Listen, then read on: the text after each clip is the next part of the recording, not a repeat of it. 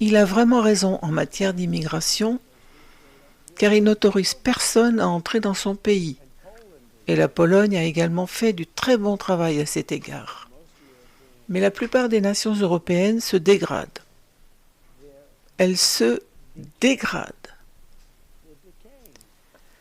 Vous pouvez imaginer que certains dirigeants européens sont un peu effrayés par votre position et ils devraient être effrayés par ce qu'ils font à leur pays. Ils détruisent leur pays. Le Conseil européen, Monsieur le Président, est leur peuple que j'aime. Des peuples que j'aime, je m'entends bien avec eux, vous le savez. Mais ils ne peuvent pas laisser cela se produire et on en arrive à un point où on ne peut plus vraiment corriger le tir. Il y aura un seuil et on en est très proche maintenant. Et qu'est-ce que cela signifiera? Cela signifiera qu'elles ne seront plus des nations fortes.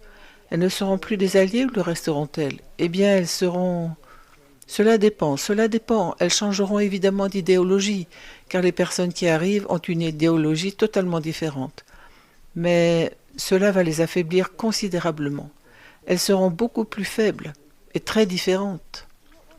Et qu'est-ce que cela signifiera pour nos relations? Regardez votre maire de Londres. C'est un désastre. Il a une idéologie totalement différente de celle qu'il est censé avoir. Et il est élu parce que beaucoup de gens sont arrivés. Ils votent pour lui maintenant parce que c'est une de ces choses. Mais je déteste ce qui est arrivé à Londres et je déteste ce qui est arrivé à Paris. Je déteste quand je vois ça.